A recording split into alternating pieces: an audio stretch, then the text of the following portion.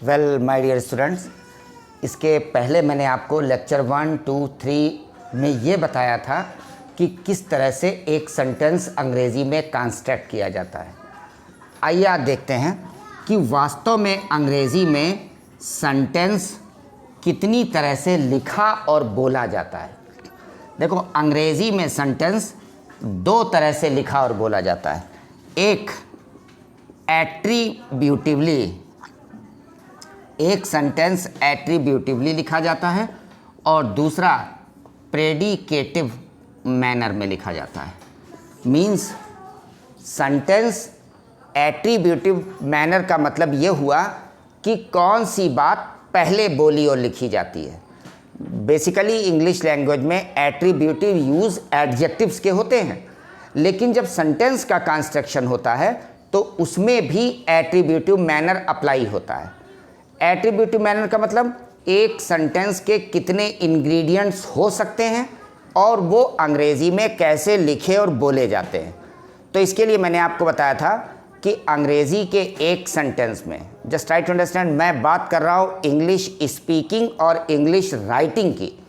English speaking और English writing में जो सेंटेंस लिखे और बोले जाते हैं उसमें 7 बातें होती हैं। फर्स्ट वर्ड, दूसरा कॉम्प्लीमेंट, तीसरा जीरेंडियल फ्रेज जिसको आप जीरेंड क्लास कह सकते हो, चौथा इन्फिनेटिव फ्रेज, पांचवा एंड फ्रेज, छठा ऑफ फ्रेज और सातवां होता है कॉम्प्लीमेंट्री ऑब्जेक्ट। ये 7 थिंग्स, ये 7 इंग्रेडिएंट्स ही एक सेंटेंस में हो सकते हैं, 8वां नहीं हो सकता है।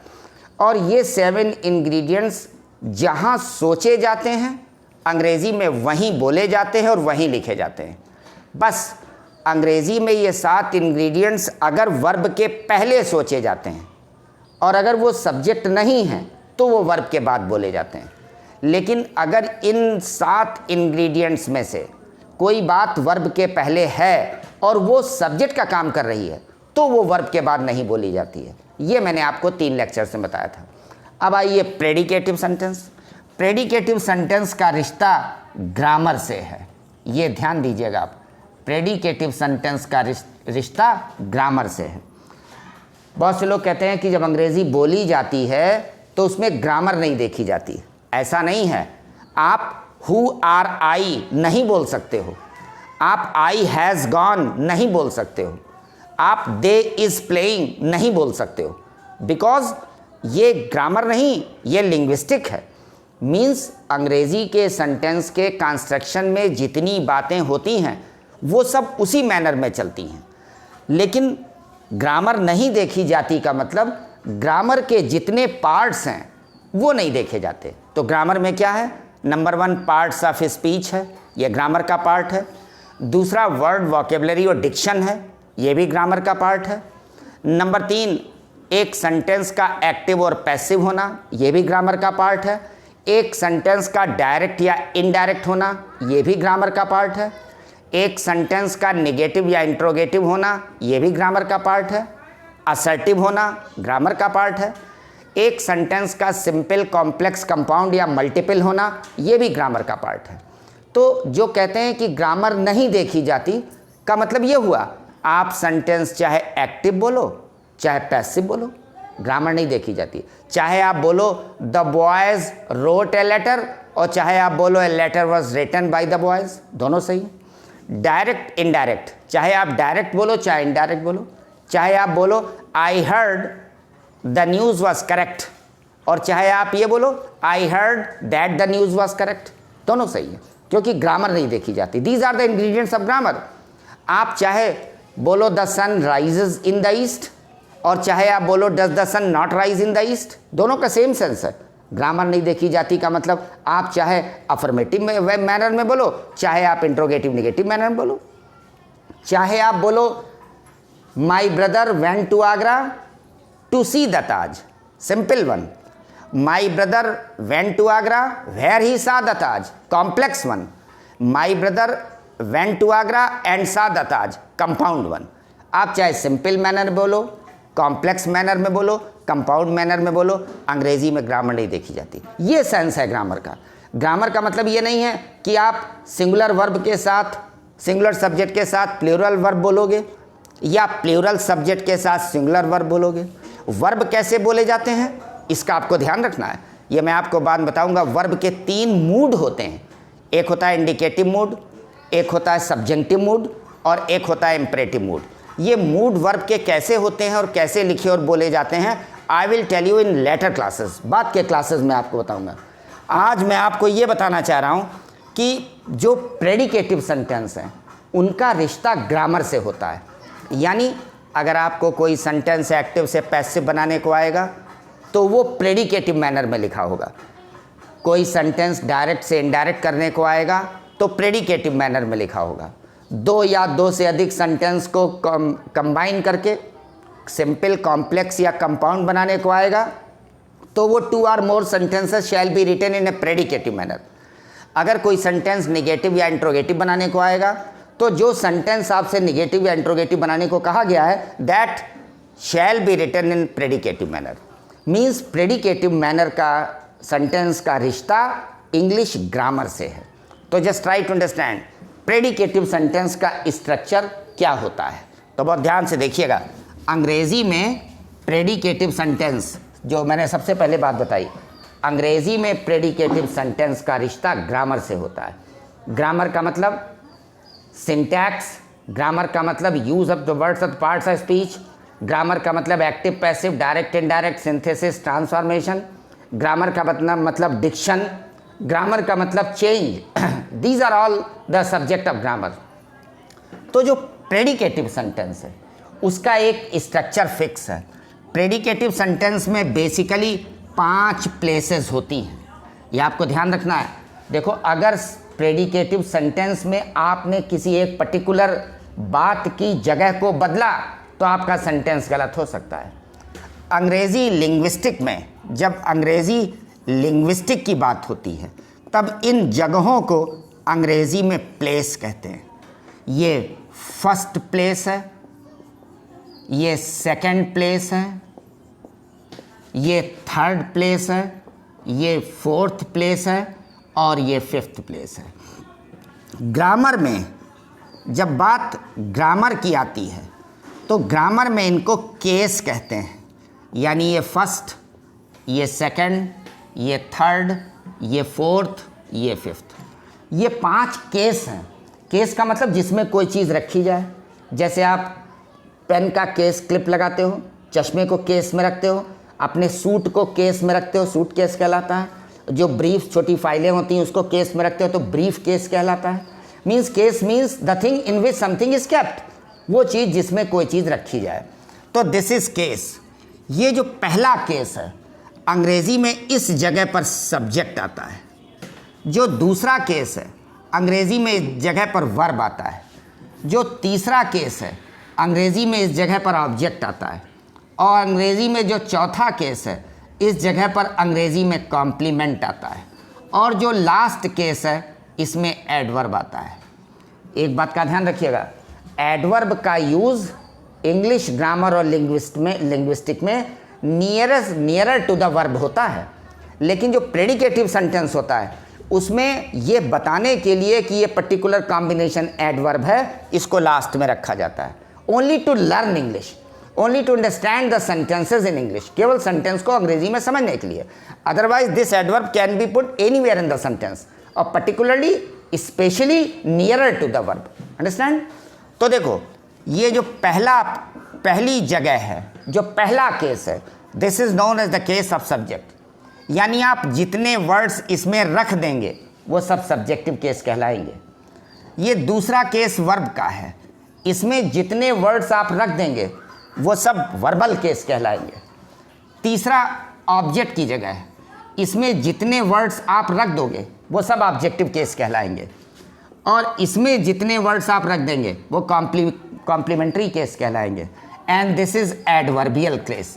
इस एडवर्बियल केस में भी एक से अधिक वर्ड हो सकते हैं। दूसरी बात जो आपको अच्छी तरह समझनी है, अब अगर सपोज आपको कैसे पहचाने कि if this sentence is written in Hindi, अगर ये सेंटेंस हिंदी में लिखा है तो हम कैसे जानेंगे कि इसमें ये शब्द सब्जेक्ट है, ये वर्ब है, ये ऑब्जेक्ट है, ये कॉम्प्लीमेंट है, ये एडवर्ब है। देखो एट्रीब्यूटिव सेंटेंस में आपको ये पहचानने की ज़रूरत नहीं है। Whatever you think first, write it first and speak it first. अंग्रेजी एट्रीब्यूटिव का मतलब whatsoever things are thought together are mention together. जो बातें एक साथ सोची जाती हैं अंग्रेजी में वो एक साथ बोली जाती हैं।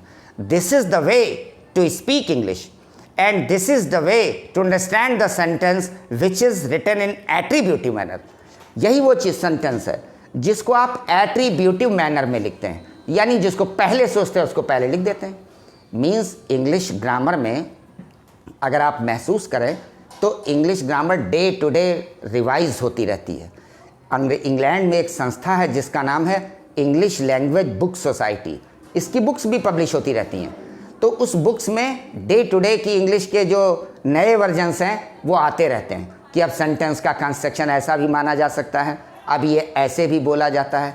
इसीलिए अंग्रेज़ी के सेंटेंस में ये कहा जाता है in English language. Means Jefferson ने ये लिखा है और स्टीफन ने कि the basic principle of English language is this that it contains no principle. जो सबसे इम्पॉर्टेंट सिद्धांत अंग्रेजी भाषा का है वो ये है कि इसमें कोई सिद्धांत नहीं है। वास्तव में वो सिद्धांत की बात नहीं कर रहा है, वो रूल्स की बात कर रहा है। Means the fundamental rule of English language is this that it contains no rules. सिद्धांत तो होते ही हैं। मीन्स उसने प्रिंसिपल को डिसाइड किया है कि treat it into the manner of rules. इसको रूल्स के दृष्टिकोण में जानिए। सिद्धांत नहीं बदलते, रूल्स बदल सकते हैं कि ये ऐसा नहीं अभी ऐसा हो रहा है, ऐसा नहीं अभी ऐसा हो रहा है, लेकिन सिद्धांत नहीं बदलता। जैसे मैथमेटिक्स में अगर 2 × 2 = 4 है तो फिर डायनेमिक्स में, स्टैटिक्स में, अलजेब्रा में, ज्योमेट्री में सब जगह 2 × 2 = 4 होगा। ऐसा नहीं है कि डायनेमिक्स में 2 × 2 = 4 है, स्टैटिक्स में 2 × 2 = 8 है, अर्थमेटिक में 2 × 2 = 9 है। ऐसा नहीं है, बिकॉज दिस इज प्रिंसिपल, ये सिद्धांत है। और इसीलिए इंग्लिश का पहला सिद्धांत इसका लिंग्विस्टिक होना है। Linguistic means science of language. It is a science, just as nothing is change into science, it remains as same. In the same way English linguistic is, nothing can be change which is based on particular steps of grammar. ये ध्यान देना आपको। तो अगर हिंदी के sentence में certain words लिखे हैं और आपको ये जानना है कि कौन इसमें सब्जेक्ट है, कौन वर्ब है, कौन ऑब्जेक्ट है, कौन कॉम्प्लीमेंट है, कौन एडवर्ब है, तो इसके लिए आपको एक बात समझनी पड़ेगी। सबसे पहले आपको इसमें वर्ब पहचानना पड़ेगा। प्रश्न ये है कि अंग्रेजी में हम वर्ब कैसे पहचानेंगे? तो वर्ब हिंदी के वाक्य में, suppose this sentence is written in Hindi, अगर कोई सेंटेंस हिंदी में लिखा है तो जो लास्ट शब्द होगा, क्योंकि हिंदी में शब्द होते हैं, वर्ड नहीं होता, ये जो लास्ट शब्द होगा इसमें अगर काम का करना पाया जा रहा है, काम का करना पाया जा रहा है, तो ये शब्द क्रिया यानी वर्ब है। जान लो, हिंदी के वाक्य में जो लास्ट शब्द होगा वही वर्ब होगा, लेकिन शर्त यह है कि उसमें किसी काम का करना पाया जाए। यही वर्ब आपको बताएगा कि उस सेंटेंस का सब्जेक्ट क्या है, ऑब्जेक्ट क्या है, कॉम्प्लीमेंट क्या है और एडवर्ब क्या है। इसमें आपको एक बात और ध्यान देनी है, वो ये कि अंग्रेज़ी के प्रेडिकेटिव सेंटेंस में सबसे पहले सब्जेक्ट, उसके बाद वर्ब, उसके बाद ऑब्जेक्ट, उसके बाद कॉम्प्लीमेंट और तब एडवर्ब आता है। लेकिन यही नहीं है, पहले सब्जेक्ट, फिर वर्ब, फिर ऑब्जेक्ट, फिर कॉम्प्लीमेंट हो सकता है, एडवर्ब ना हो। तीसरा देखिए, सब्जेक्ट, वर्ब, ऑब्जेक्ट, इसमें कॉम्प्लीमेंट और एडवर्ब भी नहीं है। चौथा देखिए, सब्जेक्ट, वर्ब, ऑब्जेक्ट भी नहीं, कॉम्प्लीमेंट भी नहीं, एडवर्ब भी नहीं। पांचवा देखिए, सब्जेक्ट नहीं, वर्ब, ये भी नहीं, ये भी नहीं, ये भी नहीं। सेंटेंस ऐसे भी हो सकते हैं। आप देखिए, सारी चीज़ें आप इसमें माइनस कर रहे हो, लेकिन आप वर्ब को माइनस नहीं कर पा रहे हो। जानते हो क्यों? अंग्रेजी में verb is that particular word जो कॉम्बिनेशन ऑफ वर्ड्स को सेंटेंस बनाता है। वर्ब ही तो है वो चीज़ जो शब्दों के समूह को हिंदी में और कॉम्बिनेशन ऑफ वर्ड्स को अंग्रेजी में एक सेंटेंस बनाता है। अगर आप सेंटेंस से वर्ब खींच दीजिए तो फिर वो सेंटेंस नहीं रह जाएगा, अब वो फ्रेज बन जाएगा। ये ध्यान देना है। तो जिस सेंटेंस में वर्ब के बाद ऑब्जेक्ट और कॉम्प्लीमेंट, सबसे इंपॉर्टेंट चीज़ ये होते हैं, अंग्रेजी में वो सेंटेंस कंप्लीट प्रेडिकेशन का सेंटेंस कहलाता है। और जिस सेंटेंस में ऑब्जेक्ट या कॉम्प्लीमेंट दोनों नहीं है, या ऑब्जेक्ट और कॉम्प्लीमेंट में से कोई एक बात है, अंग्रेजी में ऐसे सेंटेंस इनकम्प्लीट प्रेडिकेशन के सेंटेंस कहलाते हैं। मीन्स कंप्लीट प्रेडिकेशन का मतलब जिसमें वर्ब का प्रेडिकेट कंप्लीट है, प्रेडिकेट वर्ब से ही शुरू होता है। और इनकम्प्लीट प्रेडिकेशन का मतलब जिसमें वर्ब के बाद प्रेडिकेट के और स्टेप्स नहीं हैं, वो इनकम्प्लीट प्रेडिकेशन है। तो चाहे कंप्लीट प्रेडिकेशन वाला सेंटेंस हो, चाहे इनकम्प्लीट प्रेडिकेशन वाला सेंटेंस हो, लेकिन अंग्रेजी में उसमें वर्ब अवश्य होगा। अब इसमें आप एक बात और ध्यान दीजिए, जो मैं बता रहा था कैसे पहचानेंगे। तो नंबर 1 पर आपको सबसे पहले हिंदी के सेंटेंस में क्रिया को तलाशना है। इसके लिए मैंने आपको बताया, हिंदी के वाक्य में क्रिया सबसे लास्ट वर्ड होता है। जैसे एक बच्चे ने गांव में एक मकान बनाया। देखो ये सेंटेंस है, सपोज दिस सेंटेंस ये हिंदी में है। इस सेंटेंस को अगर आप अंग्रेजी में लिखोगे एट्रीब्यूटिव मैनर में, तो पहले एक बच्चे की अंग्रेजी, उसके बाद वर्ब के पहले गांव में एक मकान, ये पूरा सेट कॉम्प्लीमेंट्री ऑब्जेक्ट है। ये बनाया के बाद चला जाएगा बिल्ड और a house in the village. लेकिन जब ये सेंटेंस प्रेडिकेटिव मैनर में आएगा तो आप इसको ऐसे नहीं कर सकते हैं, आपको पहले सब्जेक्ट लिखना है। तो सब्जेक्ट, ऑब्जेक्ट और कॉम्प्लीमेंट क्या होता है, ये हिंदी में या अंग्रेजी में वर्ब से पता चलता है। इसमें वर्ब है बनाया, यानी अगर अंग्रेजी में देखा जाए तो वर्ब है बिल्ट। ये पास्ट फॉर्म लिखी है, वर्ब है बिल्ट। अब मेरी बातें ध्यान से सुनो। इस वर्ब से 3 क्वेश्चंस किए जाते हैं। पहला क्वेश्चन हु से किया जाता है, यानी हिंदी में अगर कहा जाए तो कौन से। दूसरा क्वेश्चन व्हाट से किया जाता है, यानी हिंदी में क्या से। और तीसरा क्वेश्चन हाउ से किया जाता है, हिंदी में कैसे से।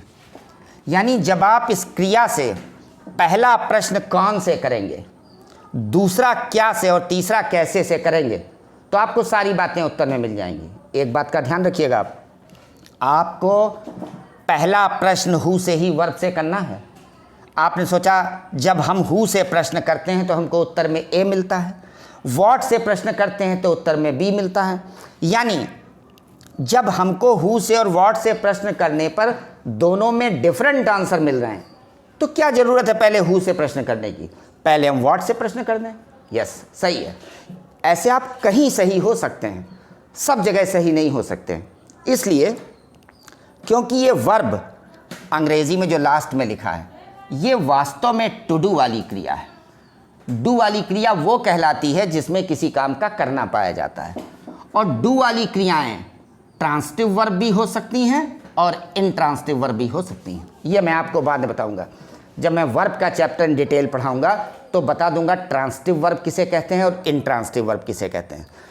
अगर आप वर्ब को ट्रांसिटिव पाएंगे या इनट्रांसिटिव पाएंगे, तो चूंकि वर्ब 2 प्रकार की होती है, इसलिए अगर आपने पहला क्वेश्चन क्या से कर दिया और दूसरा आपने कौन से किया, तो आप गलत भी हो सकते हैं यह तलाशने में कि कौन सब्जेक्ट है कौन ऑब्जेक्ट है।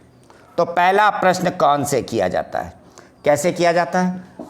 ये जो वर्ब लिखा है वास्तव में ये काम ही तो है। तो आपको पहला प्रश्न करना है इस क्रिया से, बनाया से, कि बनाने के काम को इसमें कौन कर रहा है। तो आपको उत्तर क्या मिला, एक बच्चा। ये आपने जब कौन से प्रश्न किया तो आपको उत्तर मिला एक बच्चा।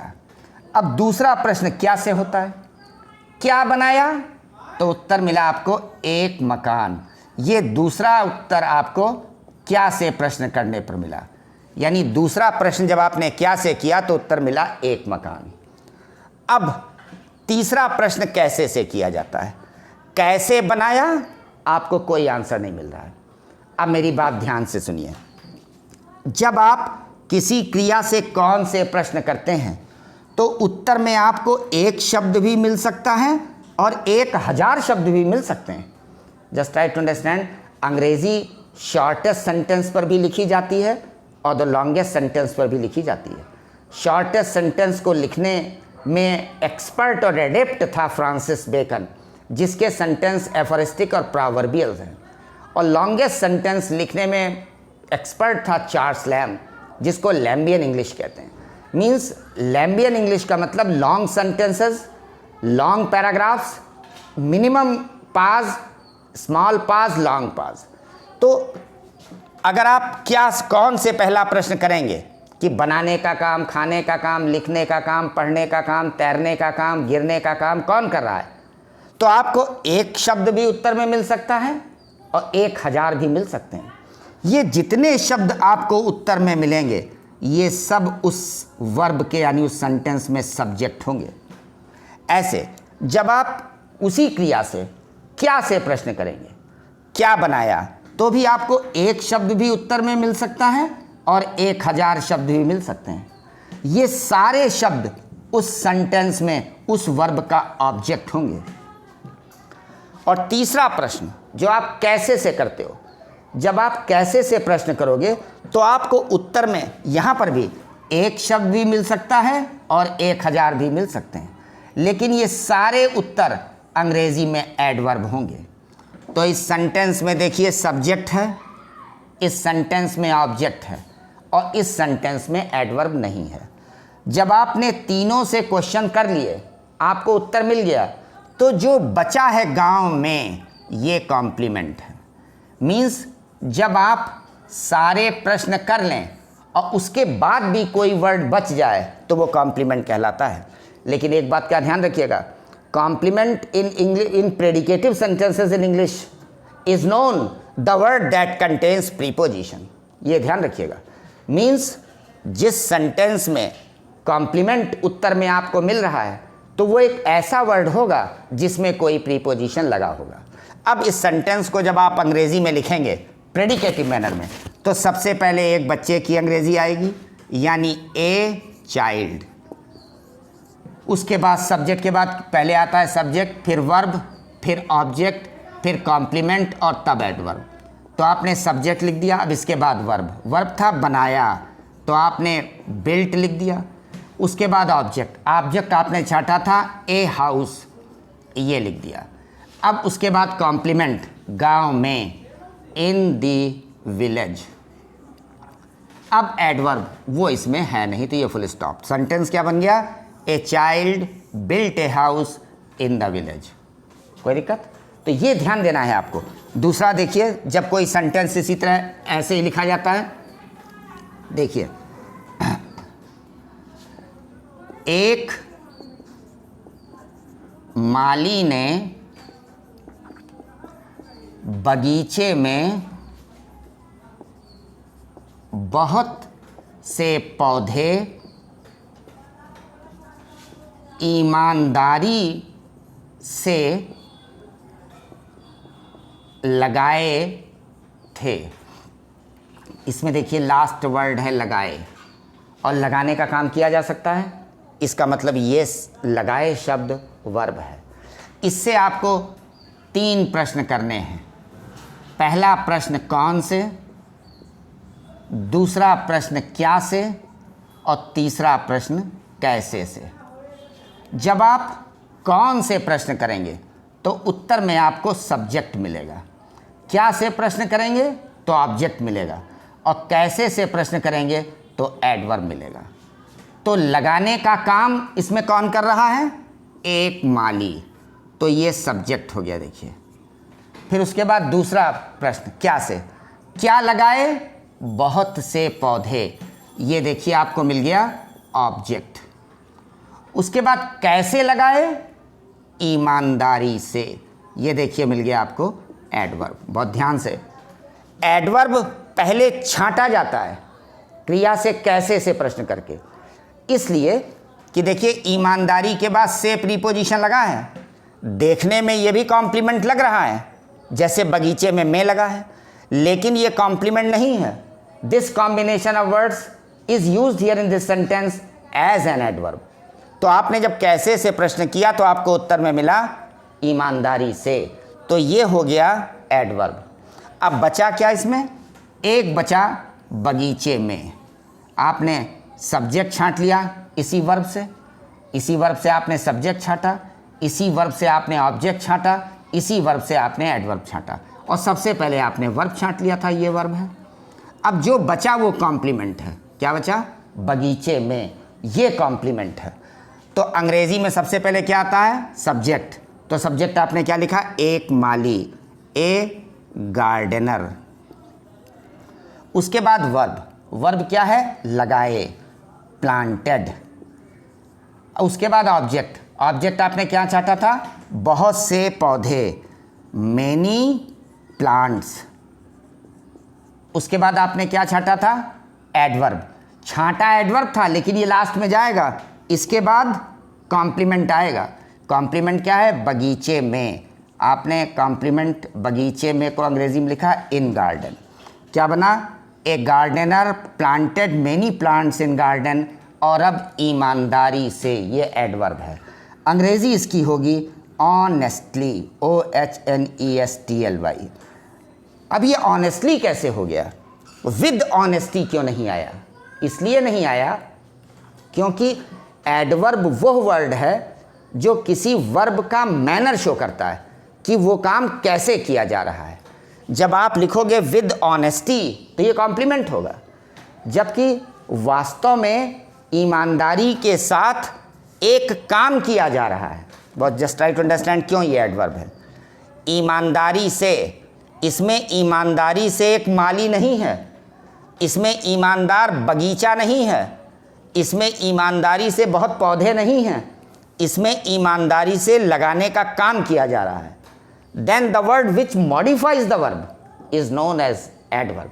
जो वर्ड अंग्रेजी में वर्ब को मॉडिफाई करता है, मॉडिफाई करता है का मतलब टू शो द मूड, जो उसका मोड बताता है। The word which shows the mode of a verb, जो एक वर्ब का मोड बताता है, अंग्रेजी में वो एडवर्ब कहलाता है।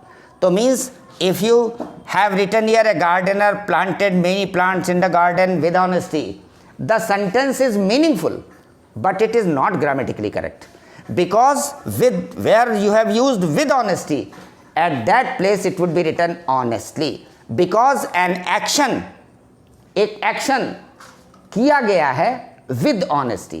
When an action is done, जब कोई action किया जाता है तो the manner of that action, उस action का manner बतौर adverb लिखा जाता है। अब तो बात समझ आ रही है? ये आपको ध्यान रखना है कि अंग्रेजी में प्रेडिकेटिव सेंटेंस कैसे लिखा जाता है। अब एक बात आप गौर कीजिए, जब आप अंग्रेजी बोलने खड़े होंगे तब आप प्रेडिकेटिव सेंटेंस नहीं बोल पाएंगे, क्योंकि प्रेडिकेटिव सेंटेंस का मतलब पहले हम सब्जेक्ट बोलें, उसके बाद वर्ब बोलें, उसके बाद ऑब्जेक्ट बोलें, उसके बाद कॉम्प्लीमेंट बोलें, फिर एडवर्ब बोलें। हाँ, एडवर्ब आप नियर टू द वर्ब बोलें, लेकिन इतना सब बोलने में अंग्रेजी में आपको सोचना पड़ेगा। कैसा? पहले हमको इसको बोलना है। आप देख रहे हो पहले मेला, लेकिन आप कहते हैं मेला पहले तो हम तो देख रहे हैं, देखने का काम हम कर रहे हैं, पहले हम बोलेंगे। ये गलत है, क्योंकि अंग्रेज़ी जो बोली जाती है उसमें जो पहले सोचा जाता है, पहले देखा जाता है, जो पहले सुना जाता है वो पहले बोला जाता है। इसी को कहते हैं attributive use of the words, words का एट्रीब्यूटिव यूज़। इसीलिए आप अंग्रेजी को एट्रीब्यूटिव मैनर में बोल सकते हो और लिख सकते हो। आप गौर कीजिए, आप किताबें पढ़ते होगे, टेक्स्ट बुक पढ़ते होगे, मैगजीन्स पढ़ते होगे, इंग्लिश की अखबार पढ़ते हो, अंग्रेजी का न्यूज़पेपर, तो उसमें आप ये नहीं देखते हो कि सारे सेंटेंस में पहले सब्जेक्ट है, फिर वर्ब है, फिर ऑब्जेक्ट है, फिर कॉम्प्लीमेंट है। ऐसा नहीं है। वो जो सोच रहा है राइटर वो लिख रहा है, वो ये नहीं लिख रहा पहले हम सब्जेक्टें लिखेंगे, ऐसा नहीं है। क्योंकि पहले हम सब्जेक्ट लिखेंगे, उसके बाद वर्ब लिखेंगे, उसके बाद ऑब्जेक्ट लिखेंगे। This is the principle of predicative sentence, कि पहले ये आएगा, उसके बाद ये आएगा, उसके बाद ये आएगा। 9th 10th में देखिए आता है सेंटेंस को सेट करो कि इस शब्द को कहाँ रखें, उस शब्द को कहाँ रखें, उस शब्द को कहाँ रखें। तो this is the step of grammar. Therefore students are taught this thing as to how they can place a particular word on a particular place. This is the predicative sentence and it is written in grammar. Means जब grammar में होता है तो ये होता है, लेकिन whenever you stand for speaking something in English, at that time just try to understand what you think first, speak first. जिसको पहले सोचो उसको पहले बोलो. अंतर यही तो पड़ेगा. आपको पहले सोचना था बॉय, आप बोल गए लेटर, तो all right, the letter was written by the boy. आपने पहले सोचा बॉय, तो all right, the boy wrote the letter. आपने पहले जो सोचा वो बोला. अब इसके लिए आपको ग्रामर की पकड़ अच्छी होनी चाहिए. ग्रामर की पकड़ का मतलब एक्टिव पैसिव कैसे बनता है और कैसे देखा जाता है. यानी हम आपको इसलिए बता रहे हैं, एग्ज़ाम में एक सेंटेंस आएगा, ये सेंटेंस एक्टिव वॉइस में होगा, उसके नीचे 1 2 3 4. हाँ, एक बात मैं आपको और बता दूं, basically these classes are for those students who are just aspirant for any competitive examinations. Although the students who belong to the academic classes, they can also enjoy this class. But importantly and essentially, this class is made for those students who are just going to appear any competitive examinations. I just go through the one step as to why the active passive is asked in academic examination and active passive is asked in competitive examination. Academic exam में एक sentence active दिया होगा और आपसे कहा जाएगा इसका passive बनाओ. लेकिन कंपटीशन में ऐसा नहीं होगा. एक सेंटेंस एक्टिव दिया होगा, उसके नीचे उसके 4 पैसिव बने होंगे.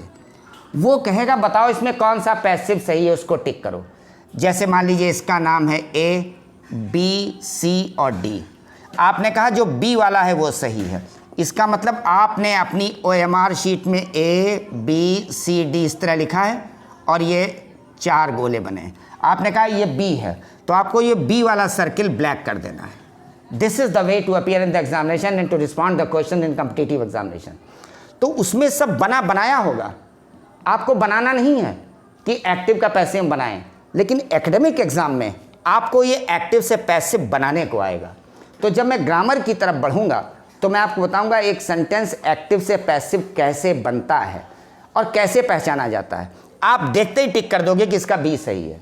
देखो मैं आपको एक बात बताता हूँ, मैं ऐसा क्यों कह रहा हूँ. धीरे धीरे मैं आपको उस स्टेज पर ले आना चाहता हूँ कि आप 1 घंटे का पेपर 15 मिनट में सॉल्व कर दें. आप सोचोगे ये कैसे हो सकता है, तो मैं बताता हूँ आपको. देखिए 60 मिनट्स में आपको 100 क्वेश्चन सॉल्व करने को आए, मान लीजिए अंग्रेज़ी में, कि 1 घंटे में आपको 100 क्वेश्चन सॉल्व करना है और सबके आंसर्स उसमें लिखे हैं, आपको केवल टिक करना है. आपने टिक कर दिया.